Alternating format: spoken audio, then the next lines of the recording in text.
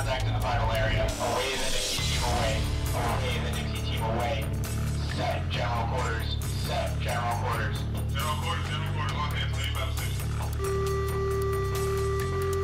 General quarters, all hands, ready battle station.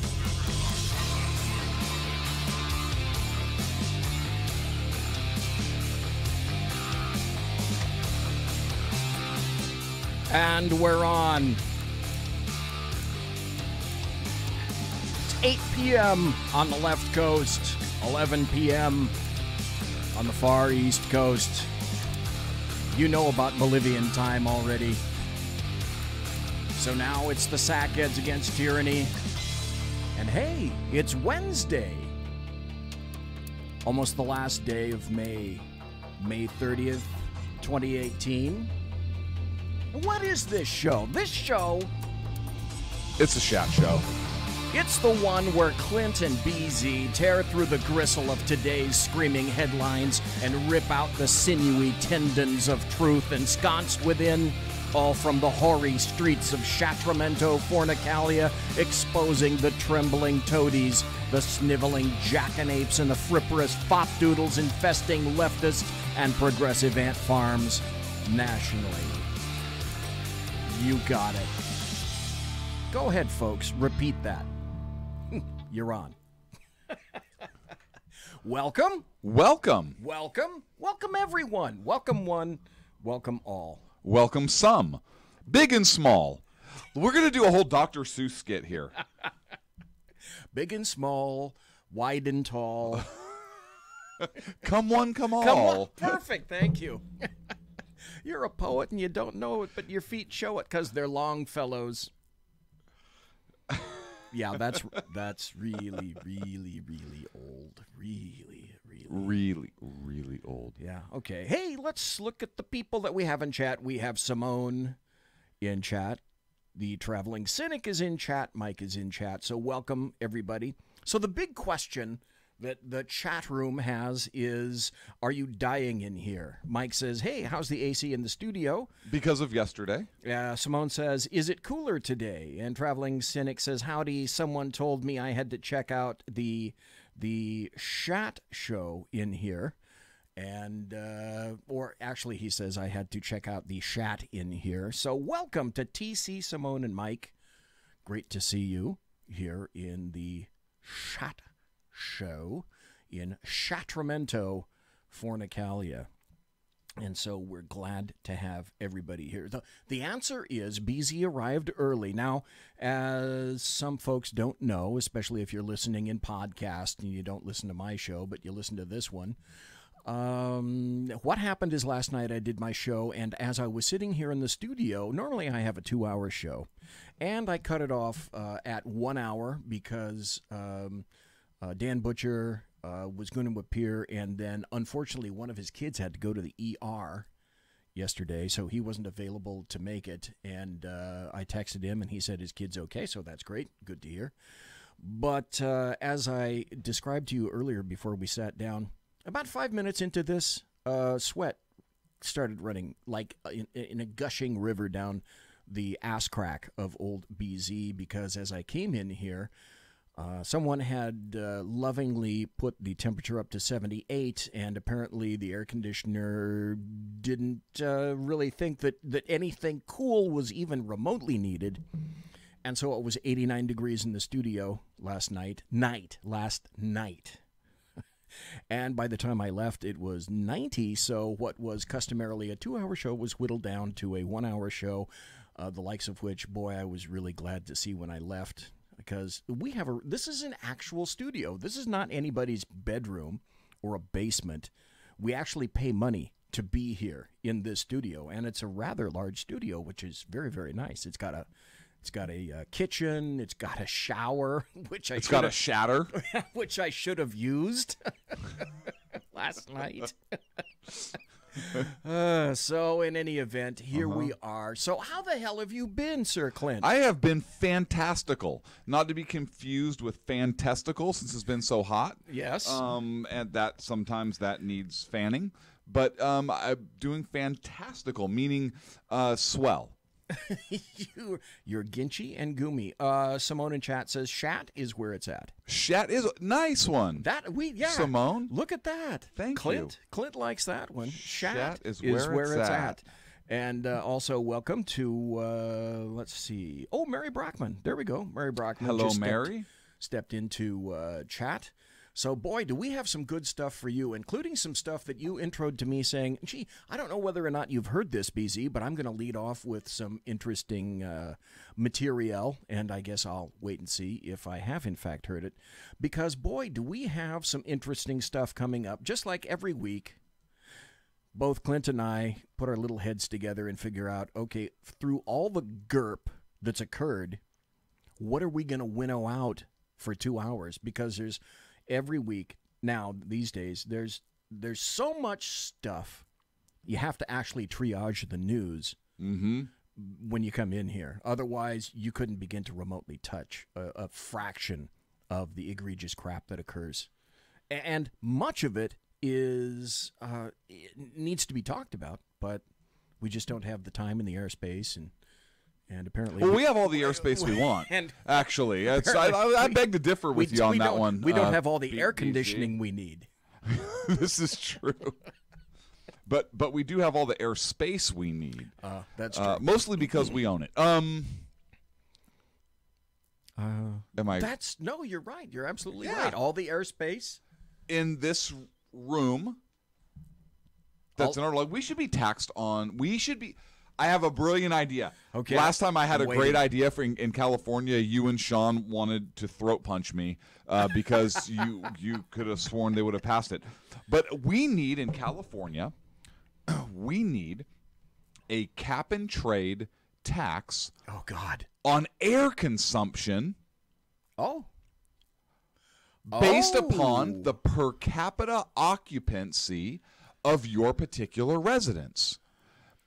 So the more children you have, no, we're not going to tell you can't have children, but the more children you have, the more people that occupy that space. If you decide to get married and therefore you may procreate either through adoption or otherwise, you are required to pay a tax based upon the air consumption that you are utilizing and taking out of the environment. It would be like taxed on what, like cubic feet? Yeah, so you take the square footage of your residence and do some mathematical formula that talks about the number of occupants, and then you subtract the amount of oxygen produced by numbers of trees and green material on your property. Whoa. And that net result is what you are taxed on. Okay, so what about... Based upon the CO2 that you are producing. Okay. Does that make sense? What about if you live in an apartment and you don't have any control over the trees? Now, what you're saying is some kind of a geometric figuring. Correct. Trigonometrical. Trigonometrical. Boy, that was tough to say. Trying to figure out how you divide the cubic feet of your home or your apartment and then divide it times the number of occupants of that apartment or home? Yeah, because here's what you're doing. You are each occupant, and now it's gradiated based upon age as well. Because, because younger people, smaller people, are producing less carbon dioxide than a full-fledged adult, right? Adultling. Adultling. So as we produce it, and that's why you get a tax credit for having greenery planted on your property, because that cleanses some of the CO2 that you're producing. Okay. Now, if you have an apartment, you don't get that credit, and therefore we are encouraging home ownership. Wait. What about this? What if now all new apartment buildings, now a regulation or a law would have to come out indicating that all new apartment buildings would have to therefore have an accompanying greater number of trees to account under that law for the people, the population density. No, because you're in taking the apartments. You're taking away from. You'd have to have that, wouldn't you? You're taking away from free choice, right? The property owner or manager would simply be required to pay more because they're going to be required to report number of occupants of each apartment unit to the state of California every year. Okay, so the higher number of occupants of the apartment, the greater the tax. Correct. Is what you're saying. Correct. So then that provides... Because they're producing more carbon dioxide. Well, yeah, that's true. Releasing So it into the atmosphere. that provides incentive for people that have 20 illegals in an apartment or a rented house. That provides them incentive to lie about how many people are actually in that house. Right. Well, not only no. Actually, we want to know exactly how many people are in that house because they actually get a credit for every homeless or illegal criminal that they house. Oh, so it's a tax, but it's also a tax credit. Yes. All in one. Yes. That's ingenious. And all that, we're encouraging home ownership by giving those benefits to homeowners specifically on the greenery. That's beautiful. That's gorgeous. Chad in here is saying, would you stop it with shit like that? Because once California gets an eyeball or an earful of that stuff, that's exactly what they're going to want to do.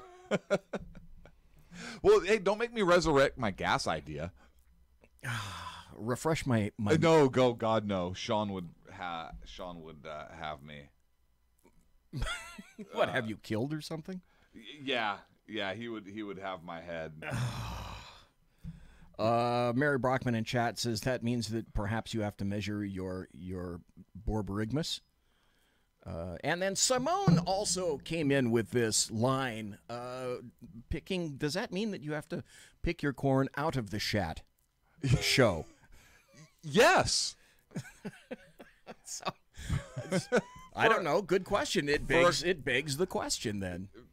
I'm going yes. I'm answering yes on that. And then Mary Brockman says, okay, TMI. I would have to agree. So we have some examples of since my brilliant California law idea. By the way, if there's any state legislators listening, I dare you to pass that. Hey, we know for a fact. I dare you to pass that. We know for a fact that some of them do listen to this show. Oh, yes. And I'm right now on this show, on this date and time, I am daring you to pass that law I just described. But I'm still confused. It's a tax. What are you confused about? It makes perfect sense. No, it does in its own leftist utopia, right? It does, but it's a tax and it's also a tax credit. Yes, rolled up into one. Yes, and that's how we get Republican votes in this state. Okay, all right. The members of the assembly that are listening right now, I can see their pens.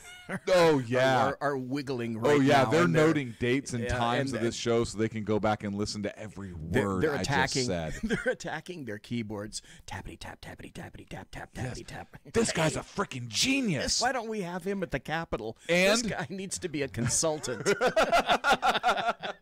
Oh, by the way, and I want the name of the bill named after us. Named after this. It shall be known as the Shat Bill. Ooh, I like that. That's an idea, I think, whose time has come. And the bill would be full of shat because we are the ones we are the instigators. Yes. Of that bill. California's going insane anyway. California's going insane. That kind of ties me into my examples of liberalism run amok. So in California, I want you to think about this for a moment and think about how bizarre California is. So first of all, they just passed in the Senate, I believe, so it'll go to the state assembly to raise the legal age to purchase a rifle to be 21 now. Correct. And also to limit the number of rifles and shotguns. Limit the number you can to one per month, which is good, right? Because I'm sure people, when they're going to go kill stuff, they buy like 10 and carry them all in there at one time. What possible reason would you ever have to buy two? No wonder it's illegal. No right-thinking person, no common-sense person ever buys more than one firearm at a time. And California all they've done is immure that into law. Yes. No, that's ridiculous. Or no, it's not a law yet, but it's a bill. It will be. It's a bill past the Senate, going to the Assembly. And California, we talked about this a few weeks ago. Governor Brown sent the National Guard to the southern border, the Mexico border. Right. Which is weird in and of itself, probably because Trump said, fuck you, if you don't do it, I'm just going to federalize them, and then you'll have no control. But the feds are going to pay for it. Governor Brown sent them there with the specific mission of stopping human trafficking, drug trafficking, criminal street gangs from coming into the country and so forth. Sure he did. This is the auspices he sent them down there for. Yet, yeah, I knew there had to be something. Here's how fucking crazy California is. He sends them down there with this mission, but once they are in the state, we're not going to get rid of them. We don't want them coming in. We'll send the National Guard to help stop them from getting in. Winkety wink. But if they're here, we're not going to help get rid of those human traffickers, drug people. So wait a second. On one hand, you're sending people to the border to stop a problem. So you know that there's a problem. You're admitting there's a problem just in your action and by defining the mission the way you did. You understand that there's a problem with that shit. Yet you know they're here and we're going to say we're not going to do anything about it. But once your toe taps California sand, it's like, hey. Does anybody else not see the actual hypocrisy and just asininity? No. Go for it. Go for it. I like asininity. Asininity. That's a good word, right? You started it. Nail it. Asininity. Thank you. The complete asininity. Perfect. You got it. Of these asshats. Asshatinity is what it's going to be hereby known as. Okay. Does anybody else see that as Asshattery? Asshattery. Asshattery. I like asshatinity. Asshatinity. I can't. Okay. I'm better. back. Yeah. This is a total Sackheads moment right now. Just listen. Just so you know. Another reason that you listen to the damn show. Yeah. So now we've talked about the asshatinity of California. So let's talk about Portland, Oregon. Okay. Well, there's I got this one for you. Leftist Central in San Francisco, and then isn't it odd how all this shit extends along the coast, the left coast entirely? I mean, all the way from Los Angeles up to the Bay Area and San Francisco, and it doesn't stop there. Fuck no. It continues. It continues north. And it goes through like Eureka and Arcata. Nobody knows about Arcata. Arcata is fucking leftist central in Northern California on the coast, just slightly north of Eureka. And then you break the state line and go into Oregon. And then you kind of wiggle your way around in Oregon until you get to Northern Oregon. And then along the Columbia River, which is the demarcation between Oregon and Washington, if you go east now along the Columbia River, you hit Portland, and Portland is leftist central, for fuck's sake. So Portland, a bar in Portland this past week had an event. I'm not even going to name the bar. I'm just going to name the event. Okay. The event was called Reparations Happy Hour. And there were no white people that were invited or could attend this event. Then from whom do they think they're going to get reparations? No, they were given $10. They were given $10 so that they can go in and buy a drink. Okay. And this was funded by white people. Okay, they were given $10. The people who came to said event, the minority population that came to said event. Okay. Yes. So only blacks, Hispanics. Yes. Yes. If you were white, you could not come. No, etc. Okay. No, you could give money. You were invited. You could give no. Fuck no. No. I mean, those people were invited to the bar. Yes. Okay.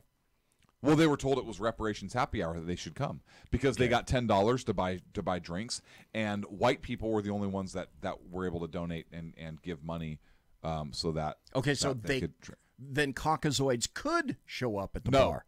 No. They had to give money ahead of time. Oh, they were outside handing out bills. As people came in, the workers were handing out $10. Okay. Yeah. But the Caucasoids had to donate that up front someday. Ahead of time. Yeah. You can't be there. Okay, so perhaps they were encouraged. I'm getting way too inside baseball. They were encouraged not to attend. Okay, they weren't welcome. Whitey was welcome. Isn't that illegal? But anyways, they could pay. Yes. Well, they had to pay. It's their job to pay. It's reparations. What part of this are you not understanding? But they could not partake of the event itself. Then it wouldn't be reparations. Then they'd be celebrating. They couldn't be inside the bar. Correct. At the same time as the members of various minority communities. Yes. Though they could not coexist simultaneously in that bar. Right. That night. It was discouraged. Okay. It was discouraged, which I think means the same thing. Okay, that seems perfectly logical to me. And legal, right? To me. Oh, and legal. Hell, it's Portland, so could you imagine for a moment? Could you imagine for a moment? And no, I am not supporting this event. So please, hang on a second. Could you imagine for a moment if we held a end black unemployment event and the tagline was "Bring back 1861"? Right. Could you fucking imagine? Or if we just did a white heritage. A white heritage where could you imagine if we had a give back to the taxpayer event, where if you were on welfare getting assistance, you had to give money to those with jobs so that they could drink, and you had to give back to them. Could you imagine any of that? Well, no. Exactly. And yet there's a reparations happy hour going on. Now this sparked a whole different line. I'm about to lose my shit here because I'm about to get pissed off. A whole different discussion. I want to see that. A whole different discussion about reparations. Do you realize that a majority of young Americans now actually fucking support reparations? Yeah. If my tax dollars listen, you could tell me that and I would believe it in an instant. And I want to say it was like 68% or so. I don't have the exact number, but I want to say that's what it was when I saw that statistic. So I would lose my mind if that passed. And look, I get reparations for the Japanese Americans who were interned in World War II. Absolutely. 100%. I support reparations for that group. And do you remember when it passed? I think it passed under Reagan, right? Or Bush 1. When the Japanese Americans who were interned during World War II, the American citizens who were interned in World War II unconstitutionally, illegally, right? They were paid. They were paid money from the United States government. And you know what? Rightfully so, because the money went to the people whose constitutional rights as American citizens were violated. Because, and this is a vitally important difference, because they were still living. Yes. Vitally important point. They were still here. Yep. They were here. They had suffered at the hands of the United States government, who made a decision to intern a race of people based upon their ancestry, even though they were American citizens, deprive them of their constitutional rights outside of due process. 100% the United States was in the wrong on that. Do I understand the thought process behind it? Yes, I do. Yeah. Do I agree with it? Different times. But even so, I don't agree with it, right? The Constitution was in place back then in 1941-42. Constitution was in place. I think the government knew what they were doing, and they just said, fuck it. I disagree with that. But that wasn't the case with slavery. And again, under whose aegis was that? Oh, that's right, FDR. Yes, it was. Yes, it was. The Constitution was in place when slavery was there. But again, you can argue different time, but slavery was legal at that time. I'm not saying it's rightfully so. Hey, folks, we didn't bring it here. The fucking British did that shit. We ended it. The founders put it in the founding documents so that slavery would come to an end. Drop dead date on the importation of slaves, the mechanisms in place through the Northwest Ordinance and so forth to be able to have slavery come to an end. Those were put in place by our racist bastard founders. But reparations for the Japanese Americans, totally different story. You hit the nail on the head, BZ. They were alive. They were the ones that suffered through it. The United States government was 100% in the wrong, knowingly violated their constitutional rights under President Franklin Delano Roosevelt. For reparations for the African American community, was slavery wrong?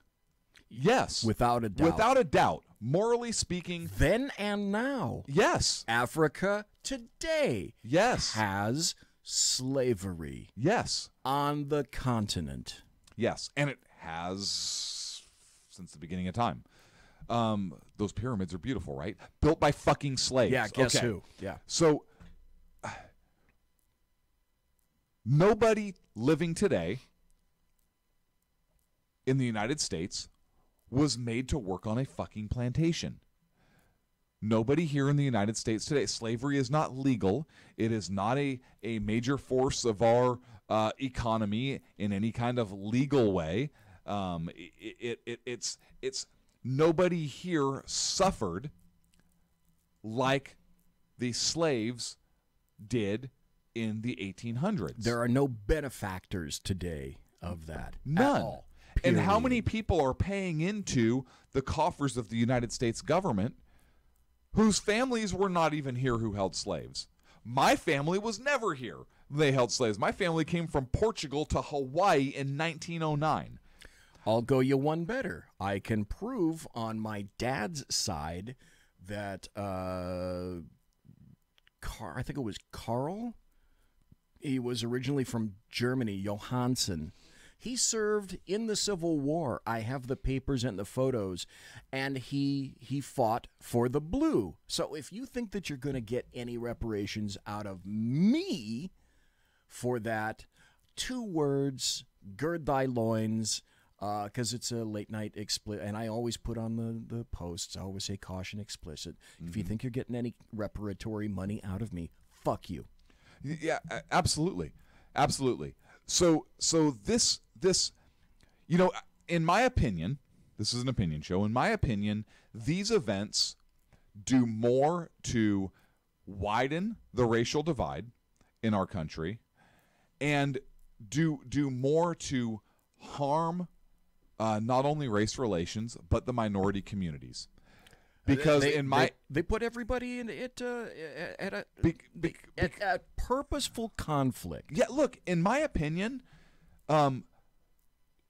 we are giving a particular segment of the population money for doing nothing.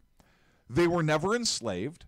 They were never subjected to Jim Crow laws. Most of the folks that are getting this, right? Perhaps there are some alive today, maybe, but they weren't. We are in a different time now. Nobody alive today enslaved anybody who was alive then, or was engaged in the slave trade or anything like that. So to give them money and to constantly remind them that they're victims, when in fact they have not been victims, no, is designed, in my opinion, to keep them down and does more harm than good. Why not lift them up?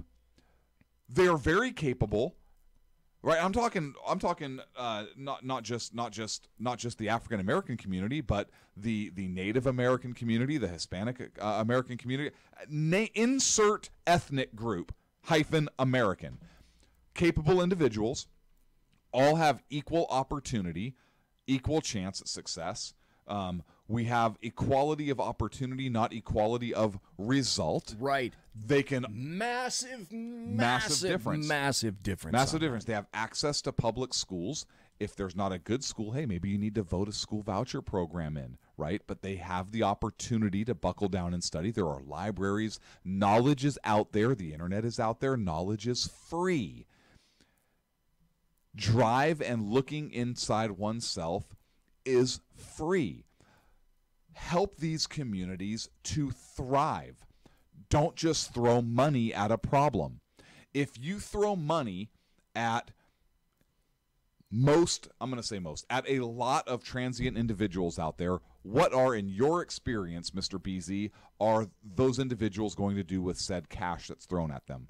Well, before I go to the break, I have this to say as a result. All you have to do is look at the streets of Shatramento and almost anywhere in California, and you asked about the results? Well, they're visible. Los Angeles. They're visible. San Francisco. All up and down the state of California. Yep. You want those results? They're here.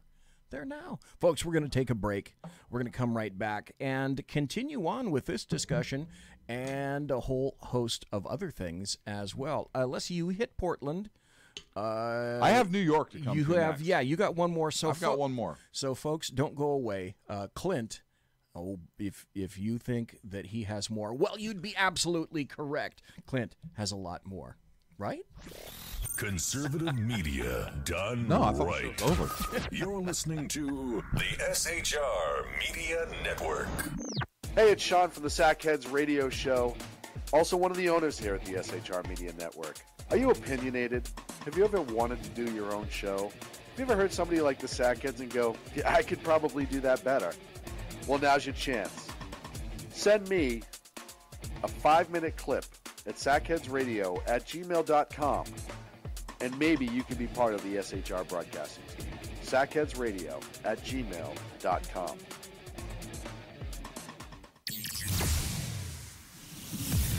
Broadcasting behind enemy lines in occupied California, a mere 2 miles from the state capitol, the bloviating Zeppelin's Berserk Bobcat Saloon radio show can be heard every Tuesday and Thursday night at 8 p.m. Pacific and 11 p.m. Eastern, only on the SHR Media Network. Go to shrmedia.com to listen. You can also watch on the SHR Media Facebook page and the SHR Media YouTube channel. No goldfish were abused in the making of this ad.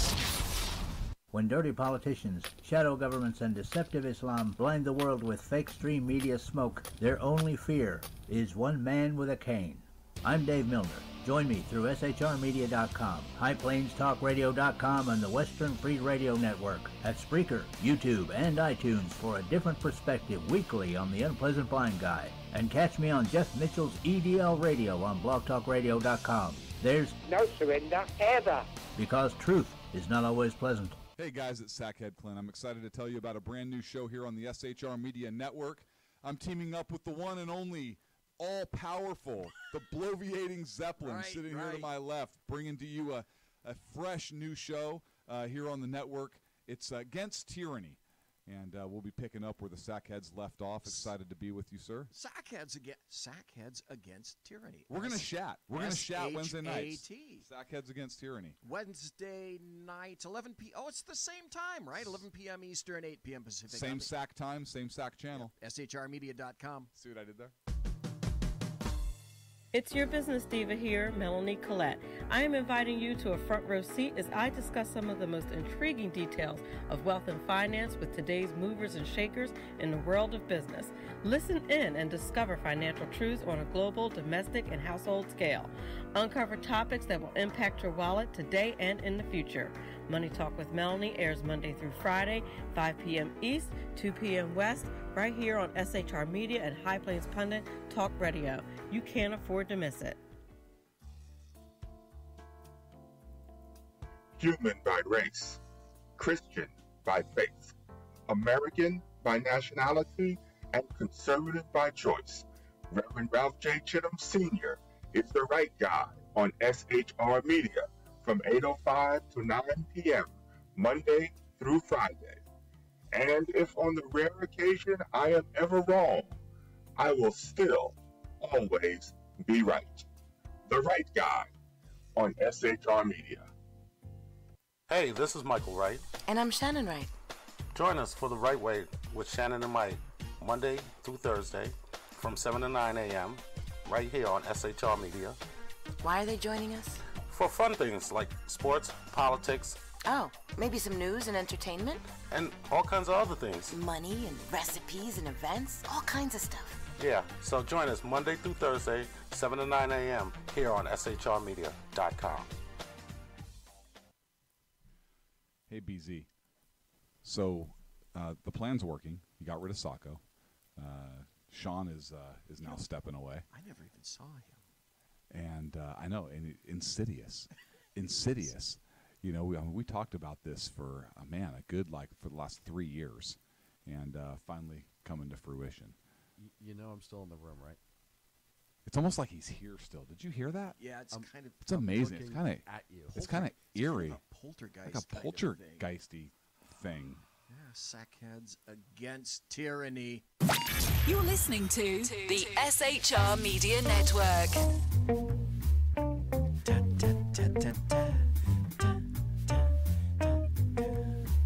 Jump and drive. Cats and kittens, ladies and gentlemen, we're back. The Sackheads Against Tyranny show. It's a shot show, and you know it. Well, let's continue. It's the first half hour went quick like a bunny, zip. But there's more stuff that Sackheads Clint has, because he was going to talk about California. And he did. He was going to talk about Oregon, about Portland, and then... and I did. And you did. Now it's New York's turn. And now it's New York. New York's turn for my verbal sites. I don't want to say sites because somebody might think I'm inciting violence, and I'm not in any way, shape, or form. Never, ever. We don't do that. So if I say I have New York in my sights, I mean quite figuratively. Yeah, they're in my sights because I'm about to come after them with both barrels, meaning microphones. And you mean sites like SITES, right? Sites. No. I mean sites like figuratively in my sights, like that old, but not like literally, because the violence is bad unless in self-defense. I thought you were going to say violence is golden. You know, if silence. It is if it's in self-defense. Yeah. Listen, silence is golden, right? And violence is golden. No, silence is golden. And violence is golden. But duct tape is silver. Hey. Nice. Didn't see that one coming. Okay, I got to say, I didn't see that one. This story kind of makes my stomach turn, but this is where we are. Okay. So Governor Cuomo in New York signed that sweeping bill that grants a ton of people in prison pardons and allows them, reinstates their ability to vote. Have you heard of this? I knew it was coming. I didn't know that it got signed. It's here. Okay. Herman Bell is one of those individuals who is being released from prison after serving 44 years. And he is going to get the right to vote. Do you know what Herman Bell did? With luck, you'll tell me. It's probably way fucked up. Herman Bell was in prison for the murder of not one, but two New York police officers. Wonderful. Yeah. Boy, there's a guy that ought to get his rights back. Sure. You bet. In the 1970s. This law is going to give conditional pardons to more than 24,000 parolees, including Bell. Oh, wait a minute. I don't know if this is contained in the story, but I can remember there was an incident that tore NYPD apart for a while in the 1970s when 2 or 3 guys walked up behind 2 street patrolmen and shot them in the head. And they were lured in. They were lured in with a bullshit called an ambushed. Okay, all right, that's not the one that I was thinking of. And the reason I say that is because New York PD, and being a law enforcement officer in the 70s was damn dangerous. I can remember we were told they had bombed police stations in San Francisco. Weather Underground. Yep. And that fucker ended up teaching at Columbia University. And the Ayers. And the SDS, sure. Bill Ayers and Bernadine Dorn. Jesus. And we were told at the time, hey, we had to look under our cars at the beginning of shift. Our cars at the time were underground across from 711 G Street. We had an underground parking garage where we kept all the cars. So they weren't stored undernight on top of the ground, but anytime you went to a call or parked your car and left it when you came back, you were directly advised to look under and around your car for what today would be considered IEDs. Yeah. So good old Herman Bell, what a great guy. Yeah. Not only that, but he was the getaway driver from a California cop. Oh, great. And I don't remember if that cop was killed. I'll have to look in the story. I don't remember if that cop was killed or seriously injured, but there was a California cop that was ambushed, and he was the driver. Oh, but here's the rationale. The rationale is he wasn't the shooter. So because he wasn't the shooter, he really should get his rights back. And if you don't give them to him... Oh, no, he was the shooter in the New York case. Okay, but see... But not the California case. Not the California case. And don't you see, Clint, how that mitigates that? Yes. Yes, I do. I'm sorry. Thank God you're sorry. Yeah, I'm sorry. He needs reparations. He does. Herman Bell. Look him up. Look him up. That piece of shit is actually going to get parole, get his right to vote back, and get a conditional pardon. Thank you, Governor Cuomo. After the parole board's decision, the governor said, I would not have made that decision. He issued a harsh statement. Well, harsh for him, I suppose. Maybe I can go sideways here just for a moment, oh, please do. If I can. Please do. States like New York and states like California are going to drive more people out because the leftists, Democrats, and the American media maggots have decided that the only answer to anything Donald Trump does is to push further and harder a port. Yeah. So doubling down on leftist insanity is all that leftists and progressives have left. That's all that is remaining to them, is doubling down on their insanity, and now coming out with an actual advocacy of communism and socialism in Bernie Sanders. California has decided now that they want to rescind Proposition 13 for businesses. Let's go back. For those who don't realize, I found it. I'm sorry to interrupt, but I found it. I don't want to get off the story. Okay, just good. Yet. Hit it. So Herman Bell was a Black Liberation Army member and radical, and in addition to the two New York police officers, in 1971, he pled guilty to voluntary manslaughter of the 1971 killing of San Francisco Police Sergeant John Young. Voluntary manslaughter. Because he was the driver. Right. For whatever fucking reason, they decided that though they could have, they didn't. San Francisco. They did. Well, yeah, California. San Francisco. They even did, back then. Yeah, they didn't want to hang a full murder beef on him. So this guy. What the hell? This guy is a 3-time cop killer, and here's how fucked up it is. A CNN story. Here we go. A CNN story. Here's the headline. Police widow blasts New York decision to parole 3-time cop killer. Even CNN gets it. Well, the Cuomo won't. Certainly. But what I was going to say, though, is New York deserves that. If that's the direction they want to go, they deserve it. As Chat brings up, I think Traveling Cynic, TC, said, hey, don't forget Illinois. Well, that's absolutely correct. Yeah. There are townships in Illinois who are coming for your guns. Now, that's going to be litigated like crazy. And, of course, over the Memorial Day weekend, I think 30 people, up to 40 or 50 people were shot, and 25 to 30 people were killed just over the Memorial Day weekend in loving Chicago, Illinois, the city with at least as many proscriptions on firearms as New York. You know, here's the thing. If there are... Leftists don't realize, or maybe they do and they don't give a shit, the danger that they're putting law enforcement in by requiring them to go after people's guns, particularly in Illinois. And here's what I mean by that. And no, I'm not saying that violence is the answer, that people should engage in violence. Here's where I'm going with this argument. So follow the thought process. Again, I'm not calling for violence, but follow this. Chicago and the state of Illinois know damn well that they cannot prohibit people from owning guns. The United States Supreme Correct. Court has ruled on this. Pretty sure they were fucking involved in the case somehow. The right to keep and bear arms is a constitutional right. Heller versus D.C. And you can't. Yeah, wasn't there another case out of Chicago also? There might have been, but that was the first one that came to my mind. So it's been settled.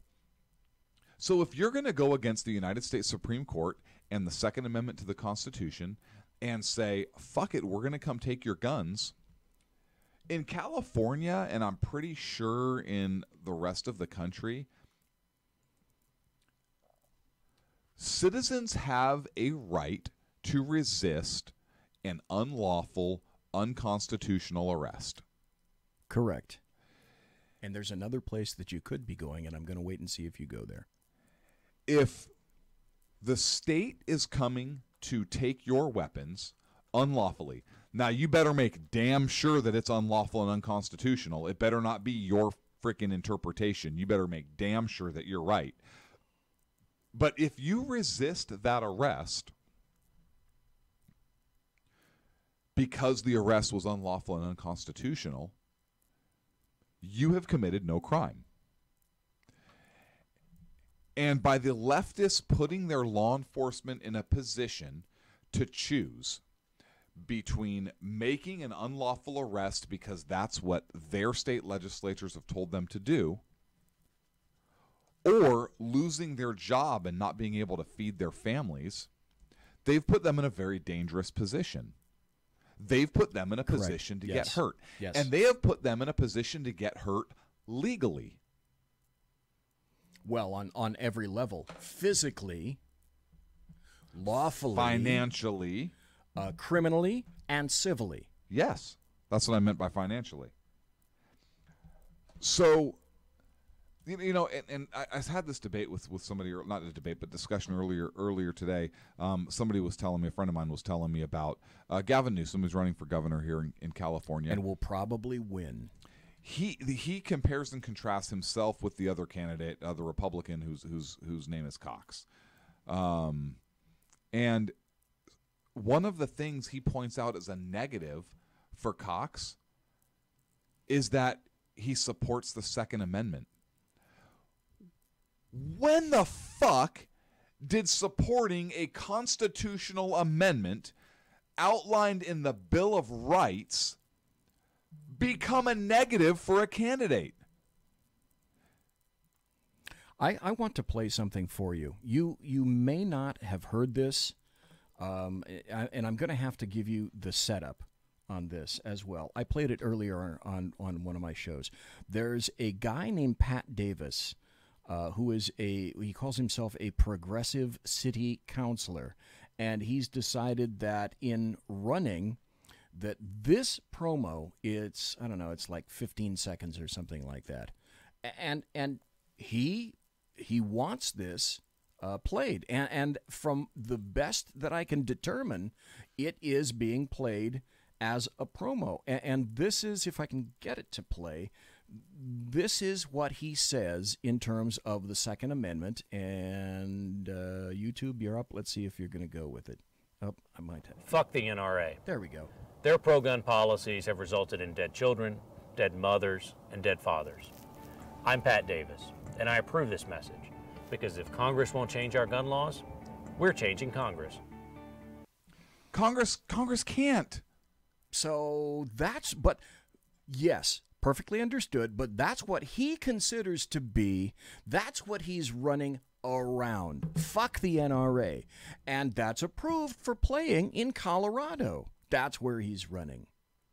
But I want you to hear, and I wanted everybody to hear, that's the low point to which now leftists believe not only is that not bad, but that's good now. Do you remember Ronald Reagan's response to the anti-gunners when they were trying to grab guns in the 80s? And I think he had the exact same response to the reparations folks too. Do you remember what that was? No. I think that I don't know if you remember that, it's like it didn't really cause much of an uproar. Well, we can see it. Can you see it? Yeah. Oh yeah. Do you remember that was his response? No. I think that's been photoshopped. What? But it's a nice thought. What are you talking about? What am I talking That's about? photographic evidence that Ronald Reagan had a direct response to those individuals. Sure, because, that stuff can't be photoshopped or anything like that. Of course not. No. BZ, listen, what are you trying to get at right now? What am I trying to get at here right now? Oh, So- and I forgot one other thing. Oh, I'm sorry. You have a point you want to make? Well, yeah, no, I mean you have one other thing, but I wanted to say, look, with all the shenaniganry Shenaniganry, yes. we've had some good ones tonight. That's right. With all of the shenaniganry, Asshattery. The Dems really thought it was going to be a huge blue wave going into the midterms all over the country. Blue wave sweeping it, man. Just ride the blue wave. Blue tsunami. But it's really kind of, it seems to, anyways, at least according to the polls, really kind of petered out. And even the Dems, who have targeted several House seats like Darrell Issa and so forth in California, are finding themselves in trouble, even in California, in terms of the House seats that are up for grabs in some areas. You know who my Congress critter is? Who? It's great. Tom McClintock. Oh, you're so lucky. Tom McClintock is a political geek. He keeps inviting me to all these get-togethers and whatnot at rich people's homes and whatnot. And look at me. You think that I'm going to show up looking like this? No, that's not going to happen. I do contribute to him, so I fiscally support Tom McClintock. He's a budgetary wonk. He's not like a Bill Clinton who literally sucks all the air out of the room when he walks in, but he's a highly intelligent conservative dude, one of the last of his kind in California, and I'd love to have him on the show, and that's never going to happen, even though I do support him. But why not? I'd love to have him because we say fuck, shit, piss, cock, balls. That's why. Hey, listen, in social media, like I say, I warn everyone, caution explicit. It's a late night chat show. What do you expect, for God's sake? I wanted to go one more place before we trip the light fantastic for the midterms and whatnot. One more thing about California that I just read, and I started to get to it, about Proposition 13. Now they say that they believe voters are to the point now where the bulk of voters in California are willing to shed Proposition 13 for businesses. Now, it's progressive, as progressives do. They're going to start advocating for businesses because businesses are evil. They profit off the hard sweat of the workers, the California workers, the sweat equity of the workers. So therefore, businesses are bad, and we're going to remove. Wait a second. But by definition, don't workers have to have a job? Well, you see, that's part of what the phrase called unintended consequences. Oh. Yeah, we already know that lots of businesses are fleeing. Let me back up here a little bit. Fucking logic. I know, for the people that are not in California and don't know what Proposition 13 was, it was a proposition that was passed in the 1970s by the bulk of Californians by ballot, and essentially what it said is your property taxes, if they're low, they're going to remain low, and whatever the purchase price of your house was, that's how you will be taxed. And it went all through business. It was mostly for the taxpayer and their residences, but businesses, they benefited from that as well. Because they wanted them to stay. That's one of the ways that California at the time thought it would be a good way to keep people in California and to keep businesses in California as well. Well, the thinking obviously has done a 180 since then, because in most other states, property taxes, depending on where you go, can be anywhere from rude to outrageous. But we are still taxed in California on your sales price, not at, if you bought your house for, I don't know, $250,000, which is cheap in which is in California is way low. Okay, just so you know. Let's do this. Let's say other parts of the country right now are going, holy shit, that's $250,000. Yeah, that's like a 2-bedroom shack. So if you bought, let's kick it up a little. If you bought your house for $350,000 10 years ago, you're being taxed on $350,000. Now, estate valuations go up and down, up and down. California real estate is wacky, and everybody took a hit in 2008. Mm-hmm. But you were still taxed and are still currently taxed at the purchase price, not what it's valued at now. So that, in terms of property taxes, California is still relatively lucky.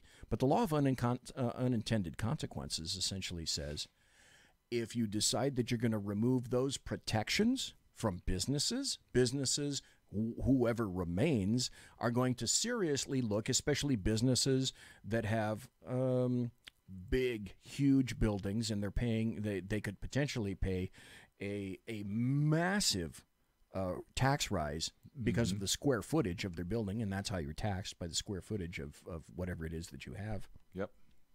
That I can see businesses reevaluating their presence in California. And it's also going to hurt small businesses, too, because little teeny businesses like a mom and pop, like a dry cleaner or a tanning salon SHR. or SHR, look at this stuff and go, you're going to drive my little winky business into the ground because that's just more money that I have to pay. But again, that's in keeping with what leftists do. I have an idea for how to reverse some of that. Okay. Legislators, I hope you have a pen and paper ready. So, that idea I had earlier, you apply it to businesses.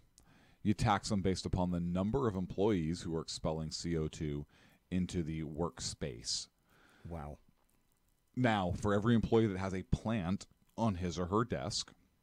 Oh, desk plants. Yes. Now, okay, now I see where you're going with this. The businesses are going to be providing desk plants there, and it doesn't matter what desk plant it is. It could be marijuana. So we're putting money as a business back into the agriculture of the state of California to try and bring back that agriculture, and at the same time, we are allowing illegal immigrants to come in. A lot of them are farm labor and so forth. We are encouraging the employment of those farm labor personnel to produce these plants for these big businesses to purchase in order to reduce their tax liability for their employee air consumption tax. Okay, now I get the cap and trade part of it. Yes. Now it's the clouds are parting because it's an incentive now for employees at a desk like this. I'm sitting at a desk. I should be in California wanting to go out and festooning the perimeter of my desk with all sorts of plants that I go out and purchase. Yes. For the express purpose of putting in or on my desk, my workspace, if you're at work, your little your cubicle at work. Yep. That's okay. That's an incentive. Now I grok the concept of the cap and trade aspect. But here's the thing. As it relates to business, you as the poor employee should not be purchasing those plants. No. The big bad business should be purchasing those plants. On that thought, though, then won't that inherently make the purchase price of the plants go up? Yes. Thereby increasing farm labor jobs and agriculture in the state of California. So that's you've got it on every. So that's a win. Yes. For leftists. Yes. All across the board. Yes. Now we just have to deal with how to get water to all that agriculture. Oh, Lord. You talk about that. The Southwest right now is in a terrible, terrible, terrible drought. And come on, BZ. That was fucking hilarious. Oh, it was great. And every California resident knows what I'm talking about. Is pissing their pants right now.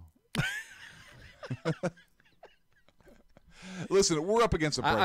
I know we're a minute early. Yeah, do you want to go into the next thing? Because we're a little early, so maybe we wait. Let's wait. After that break. Let's head a break right now, and then I think you're up for. I don't know if you have more on midterm elections, but yeah, there's some Trump policy, and there's there's some thoughts on midterms that I think are kind of interesting from political wackos and whatnot. Oh, and it centers around one of the biggest political wackos of them all. John McCain? Conservative media done right. You're listening to the SHR Media Network. Hey, it's Sean from the Sackheads radio show, also one of the owners here at the SHR Media Network. Are you opinionated? Have you ever wanted to do your own show?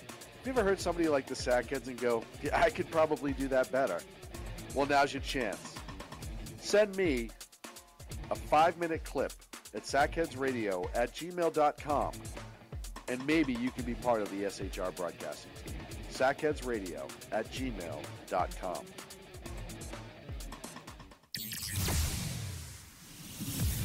Broadcasting behind enemy lines in occupied California, a mere 2 miles from the state capitol, the bloviating Zeppelin's Berserk Bobcat Saloon radio show can be heard every Tuesday and Thursday night at 8 p.m. Pacific and 11 p.m. Eastern, only on the SHR Media Network. Go to shrmedia.com to listen. You can also watch on the SHR Media Facebook page and the SHR Media YouTube channel. No goldfish were abused in the making of this ad.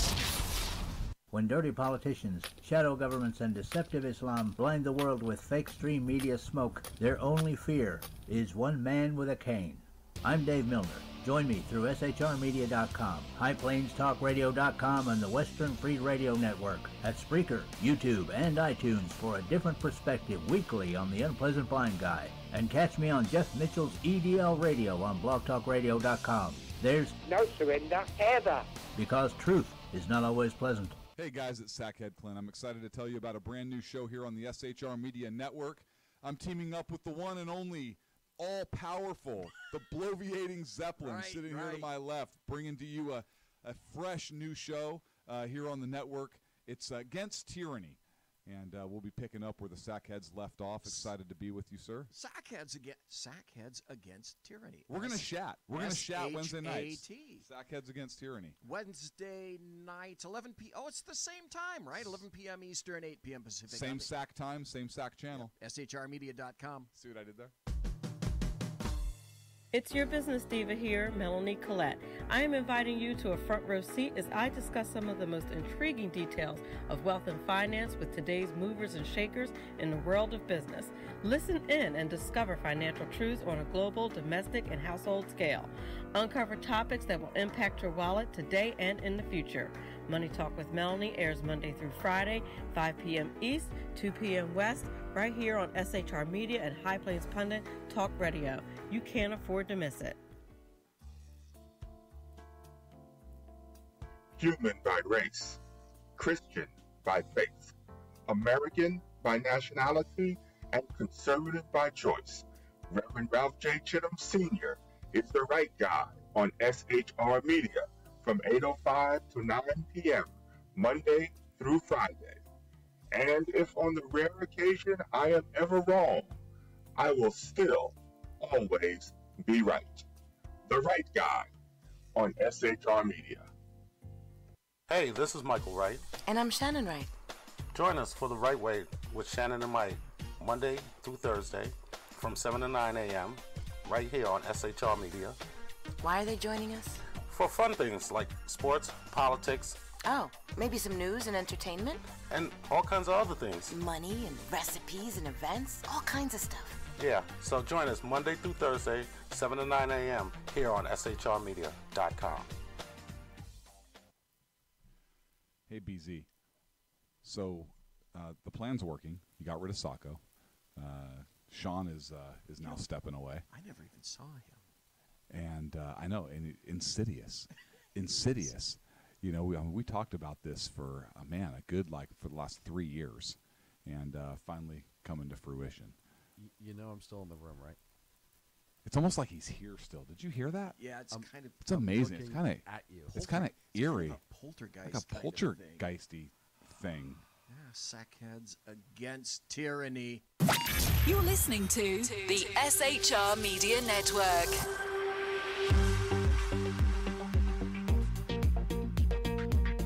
And we're back.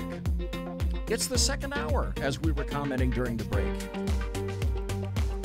Man, the first hour went boom, like that. Went super fast. Super zippy. And so already we are in the second hour of the Sackheads Against Tyranny, one of the finest shat shows in Shatramento, Fornicalia.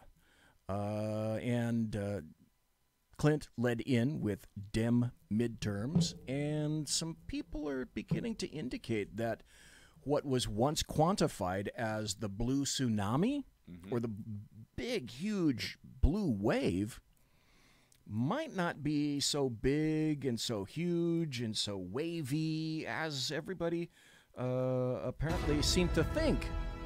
So, told you, Democrats are beginning to panic as that blue wave starts evaporating before their very eyes. Yeah. Back in December, Real Clear Politics Average gave Dems a 13-point lead in the generic congressional vote. That's pretty significant, 13 points. And then this guy, this is Laura Ingraham, and she's going to talk to a guy named Frank Luntz. And he's going to provide some insight about this blue wave. Panicking here in Washington. As of Tuesday, that lead in the midterm elections was down to just 4%. Democrats responded last night by rolling out their secret weapon. It's a new person. That's right. Wait for it. Wait for it. Nancy Pelosi. But she kind of stumbled and bumbled her way through a primetime town hall and was confronted about her infamous crumbs remark. When the tax and jobs bill was passed, I gave my employees a $1,000 bonus plus a 5% pay increase that they appreciated very much. Yeah. Add to that, they reduced withholding from their paychecks, and it turned to a noticeable increase in income. It certainly was not crumbs to them. And let me congratulate you and commend you, because you're a rarity.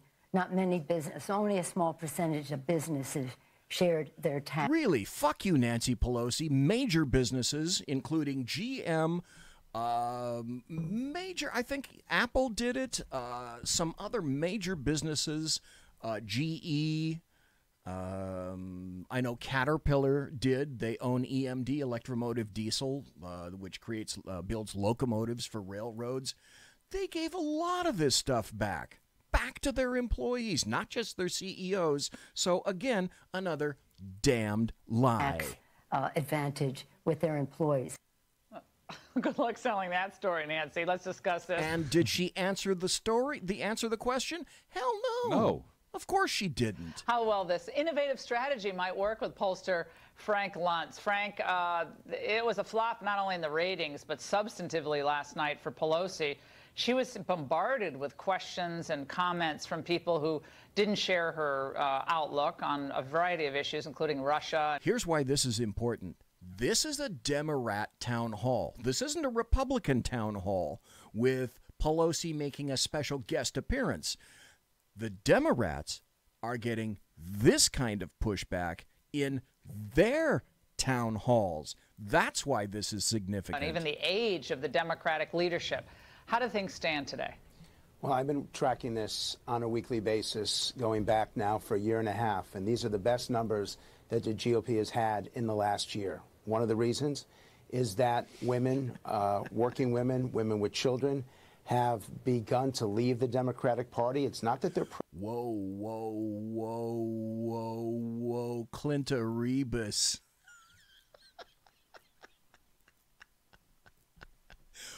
Why might that be? Could that possibly be because people are starting to see a couple more added numbers in their paychecks?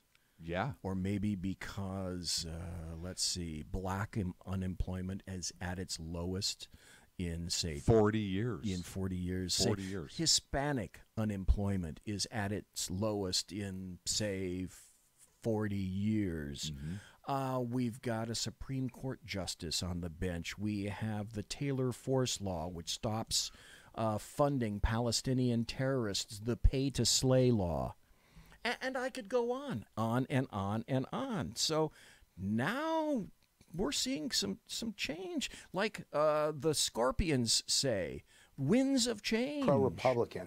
But what they see among the Democrats is the same kind of negativity that turned them off in previous elections. Second is that Nancy Pelosi is simply the least popular, credible figure in the Democratic Party right now. She's more popular than Hillary Clinton or Chuck Schumer. And quite frankly, if the Republicans could find some way to engineer a vote of who would be Speaker of the House in January of 2019, If they can engineer that vote, I'd be prepared to say right now that the Republicans would keep the majority, because there are so many people out there, swing voters, who do not want Pelosi as Speaker, that one action would make a difference. And third, and this is a warning, though, which is that there is still an intensity difference between Democrats and Republicans. A lot of Democrats can't wait to vote in November. Republicans are still less energized. If the GOP can get a Pelosi vote and energize their base, then they will keep the majority. Bingo. That was the best summary I could think of. So what that says is, voters, get off your asses. Let's see. When is our primary? Next week? Yes. Next Tuesday. We're voting. Tuesday. So we're voting for governor. We're voting for a bunch of propositions. It's our primary. We're voting for Congress critters. We're voting for. This is to see who makes the ballot. Yeah, we're because voting in California we're a pure democracy. We're not a republic anymore. That's true. So, well, yeah, exactly as you point out. So, if we decide that we vote that no one can have a green house, so because we're not a republic, we're a democracy here in California, we could mandate that all houses be painted, say, I don't know, PG&E green, for example. We could do that. Yes. So the blue wave, not so much. And you mentioned this to me, and thank you for triggering me in this. Trump has had some additional pluses. He got 3 Koreans back from North Korea, possibly in anticipation of this summit, which apparently was off, on. Yep. And my last understanding is it's going to be on. Now, I don't remember whether it's specifically going to be in Singapore again. I don't know. I bet they never actually stopped making arrangements. That could be. And it could be nothing but a lot of posturing on the part of North Korea. The other thing that and on Trump. And on Trump, sure, because that's how you play the game. It's a game, and you play it. Yep. And I think that's one of the things that Trump really likes is you can't afford to let Trump get in your head. He's good at it. He is good at it. So negotiating, I think he really does want to, for example, sit down with Vladimir to try to negotiate something. I can see that's something that he would like to do. Plus, recently, we got the other hostage dude from Venezuela. Yes. Now, Maduro got reelected again. Oh, my God. It must have been a squeaker for Maduro getting elected. Well, no, it wasn't really a squeaker. But having said that, Venezuela falling apart. The problem is I think there's more votes to count. I think only 136% of the votes are in. Right, and it's usually customarily 155, isn't right, it? So yes. they're low. So they're low. They're slacking off, and they need to hop to it here. But we got a hostage back from Venezuela. Now, if these guys were in Korea under Obama, and they were, where was the focus of the Obama administration? Social justice. Try to get these people back. Weren't. These 4 persons back. They weren't. So the blue wave plus I hate to trumpet some of the stuff that Trump himself says, but it's like winning, #winning. He keeps winning. And the longer he wins, the worse the Democrats look, which is why there's so much pressure on every level, on the Democrat level, the leftist level, the American media maggot level, to make him look bad. And still, it's like water off a duck's back. Stormy Weather or Stormy Daniels, whatever, her fake tit self was, and the attorney, etc., that didn't do it. So what? They keep saying there's got to be something out there to get him with, and we'll find it. And when we find it, we'll impeach him. And he won't make it another hour. Oops, sorry, everything he says turns out to be true. Turns out to be that he was wiretapped in the Trump Tower. Turns out that, the FBI did place a spy in the Trump campaign. Well, what do you make of Trey Gowdy's comments that he said the DOJ acted properly? The only thing that I could hope hope springs eternal in a young man's breast.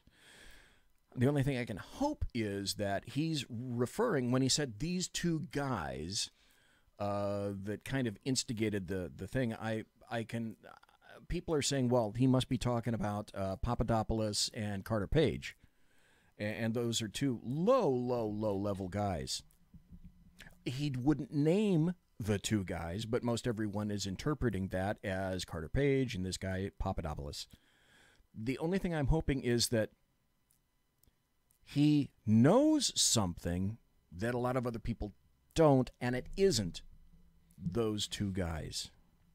Because what happened, let's cut to the chase. I can't even think of this guy's last name, Laney or something like that. A big, ugly, fat toad.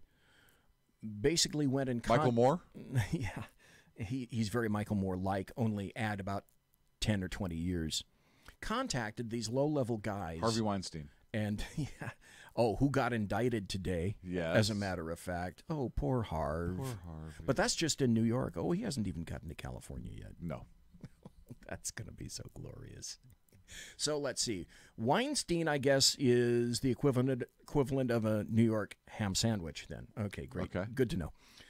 So these two guys got told by this informant, you know, I know a friend that has insider information that the Russians have the 33,000 emails from Hillary Clinton. So they injected that shit, the FBI by way of that guy, and another one whose name I can't remember, injected those thoughts into the pates of Papadopoulos and Carter Page. That's where Papadopoulos and Carter Page got the thought that, hey, the Russians may be involved in this, and they're both young guys on the periphery, and it made them feel big and important. So yeah, I believe it. And John Brennan also, either that or Clapper. No, I think it was Clapper. Did admit, well, yeah, we were spying. I mean, I don't like to use the word spy, but yeah, we were spying on the Trump campaign. Boom. Hello. Oh, damn. When you do this, BZ, take your hand off the bell. There we go. So it turns out that they were correct. Do you think Clapper is his real name? Or do you think Clapper is his college nickname that a bunch of sorority girls gave him? I don't know. Good point. Good question, though. It's a legitimate question. It is. It's way legit. It's so legit, it's too legit to quit. That's how legit it is.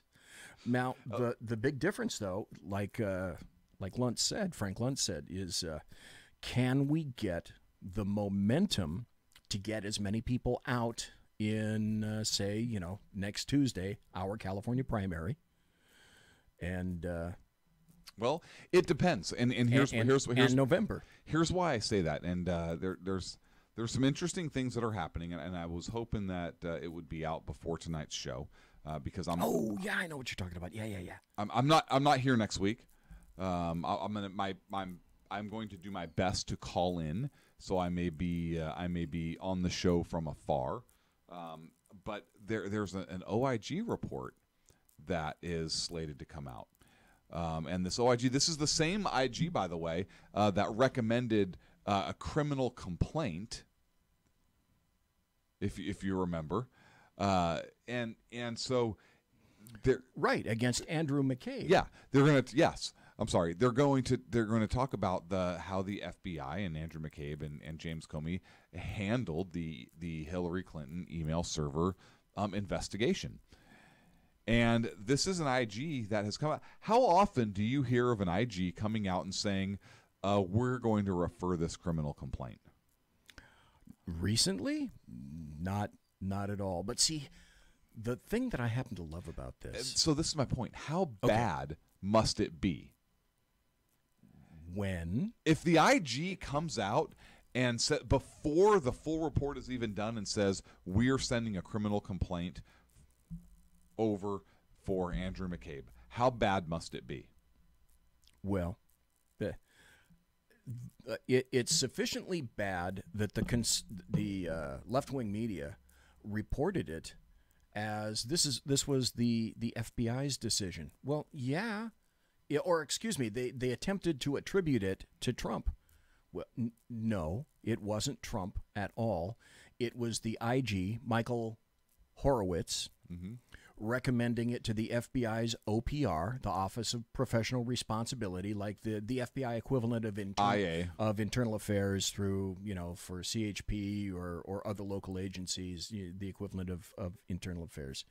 And then they took that ball and ran with it. So McCabe was crying that this was all a political ploy against, instigated by Trump. No, it was internally done.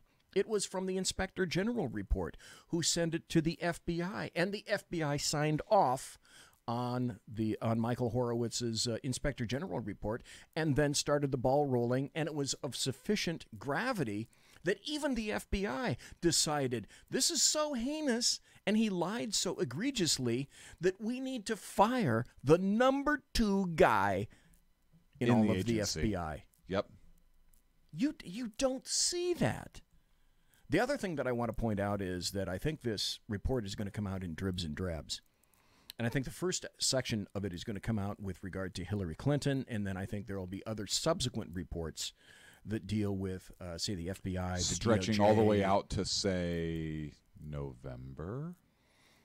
Hard to say. Now, I think you and I are probably looking at the same report from Fox, and it says Justice Department IG, key FBI officials slated for Capitol Hill appearances as Clinton email report looms. So what that means, though, the good thing out of this is they want these people to come into a room, sit down openly under oath, and testify about what they did or didn't do, meaning we're finally potentially going to see some accountability. Some accountability, some responsibility. Here, this is a visual. I need everybody to see this. This is very important. Some accountability and responsibility that heretofore has not been seen in the previous 8 years under the previous administration, which may occur now. Possibly. We hope. Crossed fingers. Justice Department Inspector General Michael Horowitz is slated to testify before congressional committees next month, presumably after the... You really let me hold my breath for that? Oh, I'm sorry. I forgot to tell you. Take a breath. Yeah, I'm sorry. I was holding my breath for them to do the right thing. Yeah, and they may. He's going to testify before congressional committees next month, presumably after the release of his long-awaited report on the FBI's Hillary Clinton investigation during the 2016 presidential campaign. Both the Senate Judiciary Committee and the House Oversight Committee are preparing to have Horowitz appear before them in early June, according to a congressional source. Now, if you look around all the news, the progressive news, the leftist news, have you seen I came up with a nickname. I hope you can appreciate this nickname. I call James Comey Jimmy the Leak. Okay. I like it. And so have we seen recently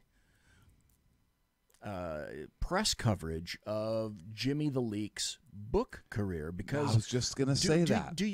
It seems that Jimmy the Leak has been rather quiet recently, and I'm wondering if this is in grand anticipation of coming and pouring his heart out in front of these various House committees. Well, either that, or I wonder if an attorney told him, you need to shut the fuck up. Lawyer up, dude. Because you did some shit you shouldn't have done, and all of these statements you're making in these interviews are going to come back to bite you in the arse. Hey, if they can come back and bite Trump, why shouldn't they be able to come back and bite the arse of Jimmy the Leak? Yep. I think they should. Let's see, Tuesday, Senate Judiciary Committee Chuck Grassley said his committee would hold a hearing titled Examining the Inspector General's First Report on Justice Department Decisions Regarding the 2016 Presidential Election on June 5th. All of this shit is starting to have some consequences. And just when everyone is pointing to Russia, what happened is, and why isn't it examined on the Hillary Clinton part? Why is it only that it's like it's a crime in search, or it's a suspect. You have a suspect, and now we have to find the crime. It's the exact opposite of how you customarily investigate. First, you have a crime, and you have knowledge of a crime, or probable cause, or reasonable suspicion to believe that there's a crime. Then you go looking for suspects, instead of having what you think is a suspect and then searching around, rooting around, and you're going to find a crime sooner or later, right? Maybe, kind of, sort of. All about the guy with the dead orange cat on his head. But Hillary Clinton bought and paid for a dossier whose information sourced from the Russians by way of Fusion GPS, and that Russian connection isn't really investigated, and it's kind of kicked to the side. Isn't that just a bit odd? I don't know. Call me wacky. It just seems a little odd to me. How many favors are the Clintons calling in to keep getting this shit sidelined? Well, I don't know. And where is Jeff Sessions? Oh, you hit upon something that I don't know if you want to do this or not, but I could talk until the end of the segment about Jeff Sessions. Yeah. If you're interested in going there. Look, it's a valid question, right? You are the head of the Department of Justice. Who's running? I got a question for you, Clint. Who's running the DOJ? Not Jeff Sessions. It's Rod Rosenstein. Yes. So, absolutely. So you're a good judge of character. I'm a good judge of character. I did not understand why Donald Trump appointed this guy right off the bat. Perhaps because Jeff Sessions was an early supporter of Donald Trump. And I will say the only good thing that I can think of about Jeff Sessions is he's been relatively hard on the illegal immigrant issue. So, okay, that's a feather in his cap. But yes, do your best Paul Ekman thingy. Look at Jeff Sessions. Look at his stature. Look at his body language. Listen to his voice. And tell me that you conclude anything other than he is a no-load weasel. And I wouldn't trust this man to open up the refrigerator and get me a glass of milk. He's a milquetoast. Do you find any inherent strength within him when you listen to him, looking at his body language? This guy impresses me not. He's a zero. How he ever got to be anywhere in Alabama surprises me. And what has he done except step into the foreground in terms of immigration? You'll see him in California. We've seen him with regard to immigration. And I have to give him credit on that. I have to give him credit on that. I thought he gave a hell of a speech in California on Jerry Brown's doorstep. Yeah, but you can't be a fucking one-trick pony if you're an attorney general of the United Snakes of America. Yes. That won't cut it. It can't cut it. So I think Jeff Sessions, he's got to go. Yes. He has to go. I like Trey Gowdy. I would love to see Trey Gowdy in the Attorney General.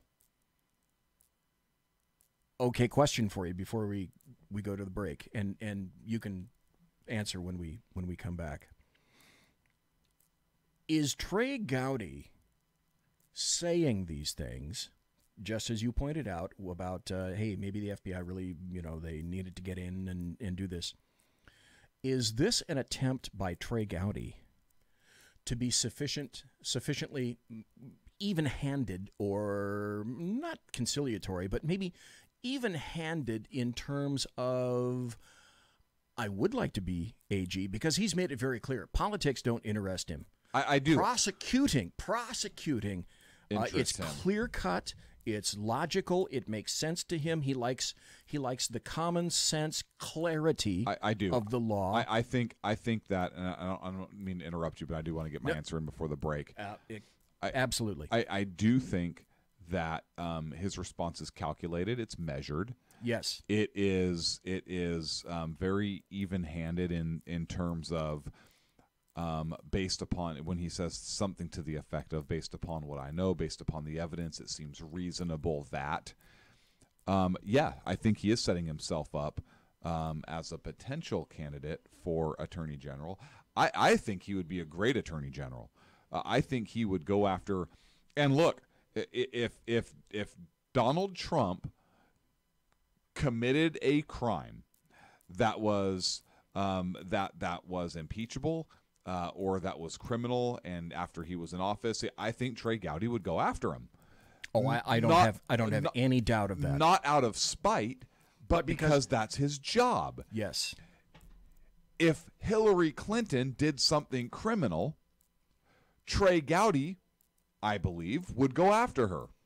Not because he's a partisan, but because that's his job. Well, and I would trust Trey Gowdy to be an even arbiter of prosecutorial decisions. Absolutely. To mete out justice. Absolutely. I don't think you couldn't have said it better. I completely agree. Now, that said, we're going to take a break. When we come back, I want to ask you this question, and we can bat it back and forth for a little bit and then move on to some other topics. Who would you see besides, say, Trey Gowdy as AG? Who should be in the pool with Trey Gowdy for consideration of AG? Folks, we got to take a break. Be right back. Conservative media done right. You're listening to the SHR Media Network. Hey, it's Sean from the Sackheads radio show, also one of the owners here at the SHR Media Network. Are you opinionated? Have you ever wanted to do your own show? Have you ever heard somebody like the Sackheads and go, yeah, I could probably do that better? Well, now's your chance. Send me a 5-minute clip at sackheadsradio@gmail.com, and maybe you can be part of the SHR broadcasting team. sackheadsradio@gmail.com.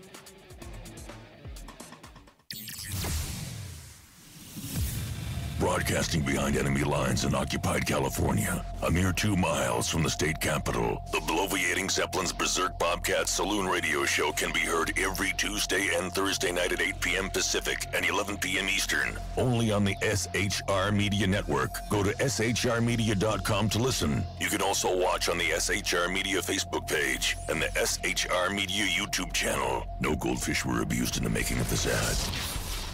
When dirty politicians, shadow governments, and deceptive Islam blind the world with fake stream media smoke, their only fear is one man with a cane. I'm Dave Milner. Join me through shrmedia.com, highplainstalkradio.com, and the Western Free Radio Network at Spreaker, YouTube, and iTunes for a different perspective weekly on the Unpleasant Blind Guy. And catch me on Jeff Mitchell's EDL Radio on blogtalkradio.com. There's no surrender ever. Because truth is not always pleasant. Hey guys, it's Sackhead Clint. I'm excited to tell you about a brand new show here on the SHR Media Network. I'm teaming up with the one and only all-powerful, the bloviating Zeppelin, sitting here to my left, bringing to you a fresh new show here on the network. It's Against Tyranny, and we'll be picking up where the Sackheads left off. Excited to be with you, sir. Sackheads Against Tyranny. We're going to chat. We're going to chat Wednesday nights. Sackheads Against Tyranny. Wednesday night, 11 p.m. Oh, it's the same time, right? 11 p.m. Eastern, 8 p.m. Pacific. Same SAC time, same SAC channel. Yep. SHRmedia.com. See what I did there? It's your business diva here, Melanie Collette. I am inviting you to a front row seat as I discuss some of the most intriguing details of wealth and finance with today's movers and shakers in the world of business. Listen in and discover financial truths on a global, domestic, and household scale. Uncover topics that will impact your wallet today and in the future. Money Talk with Melanie airs Monday through Friday, 5 p.m. East, 2 p.m. West, right here on SHR Media and High Plains Pundit Talk Radio. You can't afford to miss it. Human by race, Christian by faith, American by nationality, and conservative by choice. Reverend Ralph J. Chittum Sr. is the right guy on SHR Media from 8:05 to 9 p.m. Monday through Friday. And if on the rare occasion I am ever wrong, I will still always be right. The right guy on SHR Media. Hey, this is Michael Wright. And I'm Shannon Wright. Join us for The Right Way with Shannon and Mike, Monday through Thursday from 7 to 9 a.m. right here on SHR Media. Why are they joining us? For fun things like sports, politics. Oh, maybe some news and entertainment? and all kinds of other things. Money and recipes and events, all kinds of stuff. Yeah, so join us Monday through Thursday, 7 to 9 a.m. here on shrmedia.com. Hey, BZ. So the plan's working. You got rid of Sacco. Sean is now stepping away. I never even saw him. And I know, and insidious. Insidious. You know, we talked about this for, for the last 3 years, and finally coming to fruition. You know I'm still in the room, right? It's almost like he's here still. Did you hear that? Yeah, it's kind of. It's amazing. It's kind of at you. It's kind of eerie. Poltergeist. Like a poltergeisty thing. Yeah, sackheads against tyranny. You're listening to the SHR Media Network. And we're back. It's the final 25. The final countdown. Hey, didn't I say that I was going to do something about that? I said the last time you were here, I said, and we're back for the final 25. What did I say? Either the last 25 or the final 25 or something like that. And you said, hey, we ought to. And I was going to get a promo cut for that, or not a promo cut, but I was going to get a stinger made for that. To the effect of, and now it's the final 25 on the Shat Show. And I haven't done that yet, but I will. And I'm going to have to make a new promo. Do you remember the movie The Final Countdown? Yes, I do. Kirk Douglas Yes. on an aircraft carrier, Yes. and he goes back in history through this big circular cloud thing, Yes. and somehow gets himself involved in It's the USS World War II. either Nimitz, yes, the USS Nimitz or Nimitz. Enterprise, Yep. right? That goes back in time, and they're in the Pacific Ocean, and lo and behold, they find themselves in the Pacific Ocean on December 6th. 1941. And I remember a scene where there's a couple of jets, and There's two F-14s. They're flying along, and they look down, and there's a couple of Japanese Zeros down there, and they're thinking that's kind of quaint until they turn around, they start firing on the F-14s. It's no longer quaint. It was great. It was a good movie. It was a good movie. So you asked me an important question before the break. And I said, can you think of a pool of people besides Trey Gowdy who you think Donald Trump should select from in terms of an AG? Now, it's been a year and a half, and even in the Obama administration, he traded AGs twice. So it's not unprecedented, and all this stuff happens. So who do you think you would trust sufficiently to, if you had the ear of Donald Trump, who you would consider recommending? I think that Trey Gowdy, for sure, okay, would be a recommendation. One. He would be my number one. Okay. I think Rudy Giuliani. Get out of my head. Rudy Giuliani would be. He may even be my number one. He is because he's prosecutorially inclined. Yes, but here's why I have him number two to Trey Gowdy right now, because he is on Trump's legal team. So if nothing happens with this whole Mueller probe, and now Rudy Giuliani gets appointed to Attorney General, it's going to look like a kickback or a favor or something something like that. Whereas I think that would be too bad, because Rudy Giuliani, I think, is qualified to get that job on his own merits.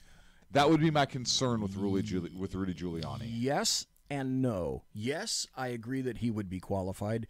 No, in terms of if he were to be appointed now, okay, I could see that. But if Trump were to wait until after this Mueller thing happened, then installing Giuliani, I could make a pretty good argument on the left for. See, that's a reward for that's what helping him all along that's the way. That's what I mean. It's a reward as opposed to earned the spot, and that's what I wouldn't want for Rudy Giuliani. But I think he earned it because he's done his time in the salt mines. I would agree with you that he earned it, but I think the argument would be made the other way, which would diminish his standing in that role. Whereas Trey Gowdy, that's not the case.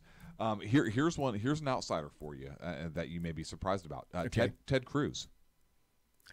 Okay, and I understand why, because you're probably predicating that on the fact that he clerked for the Supreme Yes, Court. he did. That people consider him to be a great legal mind. Yep. And people consider him to be a good legal scholar with a good background in the law. I see what you did there. Yep. I see what you did there. And I'll tell you what else. In my opinion, Ted Cruz should be on Donald Trump's short list for SCOTUS. Okay. All right. This time I'm going to do it correctly. Absolutely correct on that. Oh, my God. Yes. And the rumors are still flying. About Kennedy. Just as I said last year, because if I don't blow up my skirts, nobody else is. I said last year that Trump is going to get at minimum 2 choices, perhaps even 3 in 4 years for SCOTUS. We were lucky and we got Neil Gorsuch right off the bat. I have to give some actual credit to Mitch McConnell. Mitch McConnell pulled some stuff to really help get Gorsuch in there. Well, they may have to do some more magic. And now Anthony Kennedy, the rumors are continuing that sometime this summer, Anthony Kennedy, who's been a swing vote, a massive swing vote, a hinge vote on many of the rulings of SCOTUS, he's going to retire. Ruth Bader Ginsburg is going to die in that seat as far as leftists and she is concerned. The only way she needs to. I mean, she in her mind and in the leftist mind, she has to stay there because as far as she's concerned, she's the only reason that SCOTUS hasn't turned to crap. She keeps that SCOTUS ship on the straight and I believe that. I would believe that. I believe she fully is convinced that without her, SCOTUS would fall apart. She's the only proper thinking person on that bench. Yes, I believe that. Along with the 2 other chicks. I believe that she thinks that. Here's the other name I would put on that list, and this one might surprise you as well. Pam Bondi. Okay, I have to plead ignorance. The Florida Attorney General, former Florida. Okay, I'm not. All right, I'm not. So familiar with her. She supported Trump through the campaign. She was actually on his short list, but she lost out to Jeff Sessions. And she's very smart. She's qualified for the position, in my opinion. I mean, she was Attorney General in Florida, so not like she hasn't been in any challenges there, for Christ's sake. Exactly. And you have, I mean, I hate to play this card, but let's call it what it is here on the Shat Show. It brings another high-level female into Donald Trump's presidency. True, but if she's smart and like wicked smart, there are 2 people. I may have told you this story, and I'm going to go sideways just for a little bit. There are only 2 people that I have ever witnessed that were so. Let me ask you, have you ever come across anybody, Clint, and for the people listening, think in your brains or shout it out loud, have you ever come across somebody who is so incredibly intelligent and thinks on their feet so rapidly that you're kind of in awe of them, almost to the point of they kind of scare you a little bit?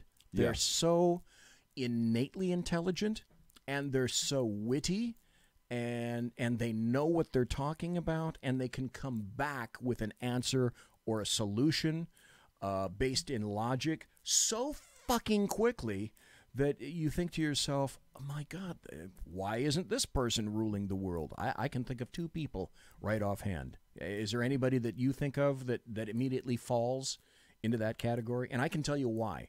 One of them is my Judge Ransom stories. Oh. So Judge let me give a background. You and I have talked about Judge Ransom. I was a detective in the 1990s, and I started in 1991 in theft. And let's see, from theft, I went to warrants, then to child abuse, sex assaults. Is this your rap sheet or? Yeah, right, exactly. Robbery, and then from robbery, because all my robbery suspects were the same damn suspects as homicide, I went to homicide. Hence the hat tonight. So, in the process of doing this as a detective, you write an affidavit, you write a warrant, you do your shtick, and you trot it across the street. Excuse me for my ignorance. Is that the process? So you get a crime and you immediately write a warrant, right? Right. Okay. Right, yeah. Because otherwise, how do you figure out what the hell you're looking for? Exactly. Okay, that makes sense. Right, it's the federal way. Somebody got robbed. Don't think I don't know how the federal way works either. Somebody got robbed, BZ. Fuck, I'm going to write a warrant. What are you going to put in it? I'm going to put that I need to find shit. That's right. and it's open-ended. It could be anybody. And I could go through your eye. It doesn't make any difference. I can go through your house. Sir, I need to search you. What I do, detective? I have a warrant. I'll figure it out after I find something That's on you. right. Then I'll arrest you for that because I need to get in there anyway. Okay. So what I would do is I would write warrants, and this first started when I was in child abuse. And there was a guy named Ted Viduris who wouldn't kill me for mentioning his name on the radio. He was my mentor when I was in child abuse, along with Pat Flood. And so he made an introduction of me to Judge Gary Ransom. Now, Judge Ransom is a judge. I think he's retired now. He comes in and serves a little traffic bit. court sometimes. Every once in a while, he'll do an adjunct judge stuff, but he's primarily retired. But when he was actively sitting on the bench, he would be in Superior Court. And I'd trot across from 711 G Street, the sheriff's department, and go into his chambers. And the first time I was ever in his court, I went and trotted along with Ted and watched Ted do a warrant and have it signed. And so the first time that I was doing one myself, I was young. I wasn't quite sure how to take care of this warrant. And so I went in. I didn't go back around behind chambers over to the clerk because I didn't know how to get into that corridor at the time, okay? I didn't know how to take the back route around. And to give a background on Judge Ransom, he was a defense attorney. Oh, yeah. Okay, Judge Ransom is this cool guy. It doesn't really matter, but I'm going to mention it because he's a black guy who just happens to be the sharpest dude I have ever met. Now, yes. That having been said, and we now know he's a Superior Court judge, so I have to get this warrant signed, and it's for a suspect in a child abuse case. He should be on the Supreme Court. Oh, my God, yes. And he won't ever because they know that he's fair. Yeah. And he is. When you talk about the smartest man in the room, no matter where he goes, this dude is the smartest man in anyone's room. I'll put him up against anybody. Yep, absolutely. That having been said, I go down the corridor, not in the back, in the front, in the hallway, in front of whatever department he's in, and I open up the outer door because I can't see through, and the windows are kind of crazed, so I've got to open up the door, and then I go inside, and now I can see in, and I look there. And I open up the door just a little bit because I couldn't tell if court is in session. But I knew this is his department. This is where I can find him. I just don't know if he's got a case going. Well, fuck me. He had a case going. So I open up the door a crack. Swear to God, he is in the middle of a case, and the defense attorney and the prosecutor at their tables. There are people sitting in chairs, and I open up the door just a little bit, and I'm about to slam it because I can see this is court in session. This is live court on someone's case. He stops everything, looks down the hallway at me, and says, "Detective, come on in." Number one, I met him in passing like once with Ted. How does he know that I'm a detective?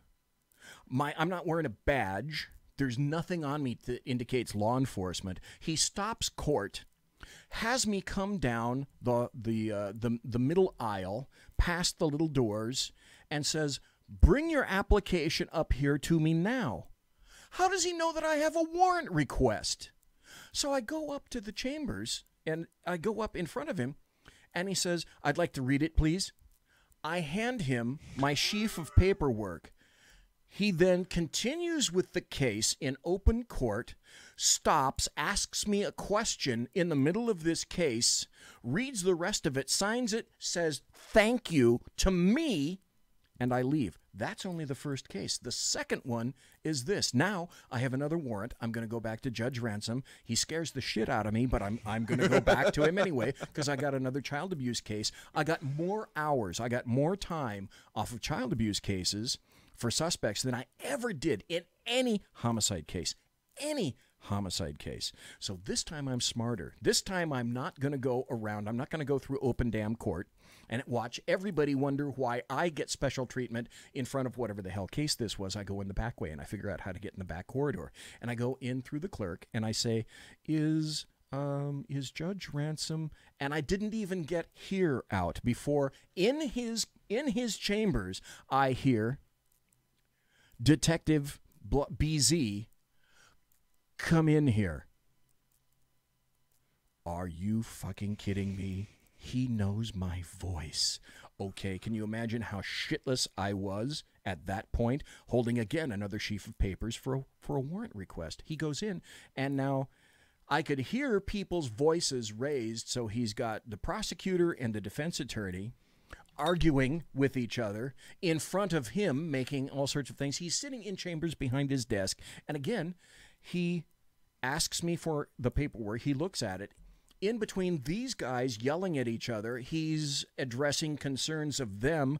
He stops after reading this, asks me 2 or 3 questions about this case. In the meantime, he's mediating these 2 attorneys, signs the thing, and gives it back to me.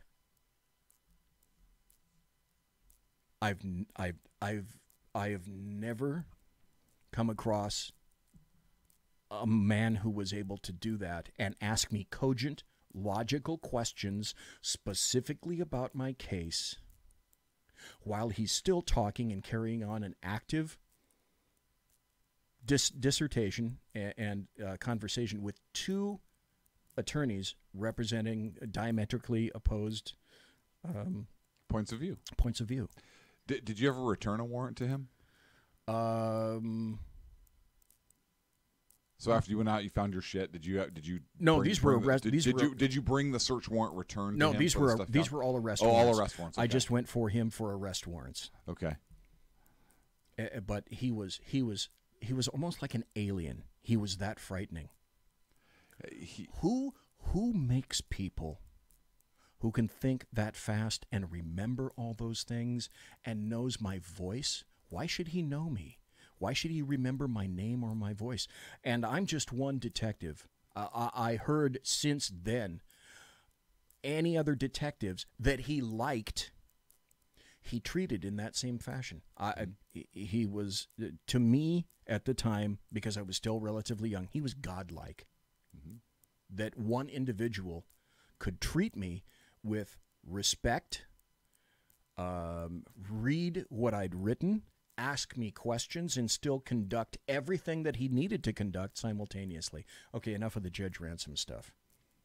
But I just had to throw that in there. Yeah, but you were going somewhere with that. Were you supporting Judge Ransom for Attorney General? You mentioned that. I don't know if I didn't mention Judge Gary Ransom for Attorney General. No, I went there because you mentioned the Miss Bondi. The gal. Is it Bondi or Biondi?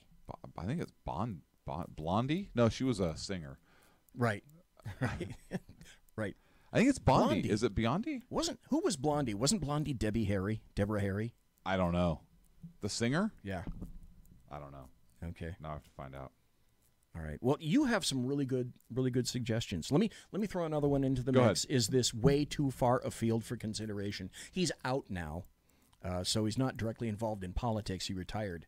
But I like the way he conducts himself, and I liked the way his mind worked. Jason Chaffetz. Yeah.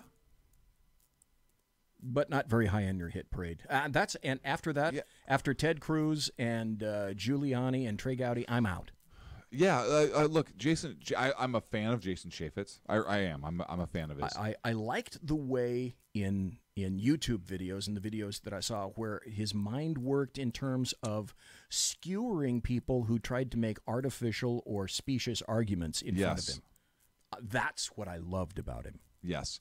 But for Attorney General, I agree with you. I think those top 3 names that we have, the Rudy Giuliani, Trey Gowdy, #1, Rudy Giuliani, and Ted Cruz, I think would be the top three. And really, I'd say Trey Gowdy or Rudy Giuliani. And I would if I were Donald Trump, appointing Ted Cruz to the United States Supreme Court.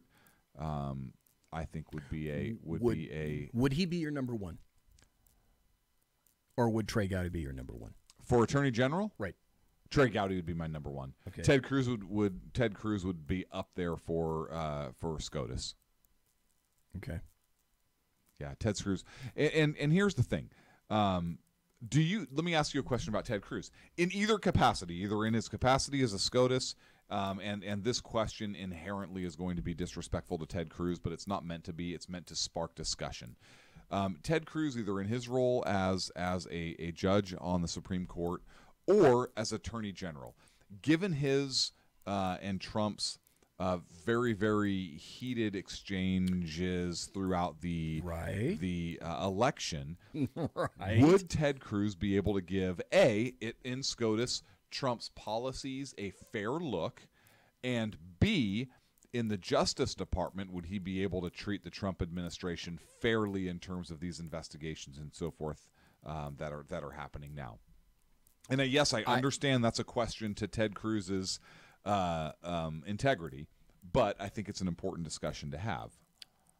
Yes, I agree. It would be an incredibly important discussion to have. But B, I think in terms of his personal ethics, I think Ted Cruz would allow the law itself to take precedence over whatever feelings he would have. And I think if he were smart, he would be, if appointed, grateful for that having happened, but still altogether willing to apply the law as written, not as created, but as written, precedent-driven.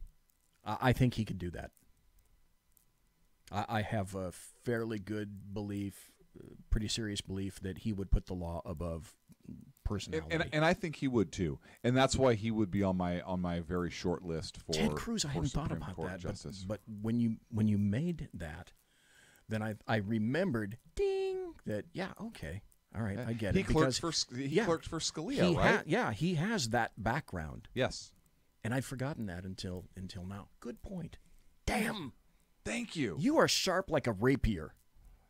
I've never been convicted of anything. I know. That's right. I don't appreciate that insinuation either. I know. It's a serious charge, BZ. That's right. And I will not say that, Senator. What we didn't get to attack tonight was Roseanne. Oh, look. I think ABC. She did something really stupid. She did. What she wrote was absolutely ridiculous. She wrote something on Twitter that was completely horrible. She absolutely should have been taken to task for that. She has the right to express that view. I support her right to... I support that right to express that view. I disagree with her view. Right. I disagree with her choice of words. I think it was in very poor taste. But I want to talk about ABC and their hypocrisy. But see, didn't ABC know what they were getting Yes. when they signed her? Yes. You signed her because you should theoretically have known what you were getting. Yes. Having said that, I also wonder, is there something in her contract which says she can't do blah, blah, blah, blah, which was what she ended up doing, being silly or stupid or whatever. I don't know, because social media. she's fighting them. So if it's in her contract, she's going to fight screwed. But here's the thing. ABC hasn't censored anybody or terminated anybody or got rid of their who has been critical. Who's that jackass who calls Trump a Nazi? And Keith Olbermann? Yes. Yeah, he went to ESPN. That's owned by Disney. Just like fucking ABC. Oh, you're right. It's the same guy. You are absolutely correct. It's the same company. By the way, did you happen to hear that there's a black female that runs ABC?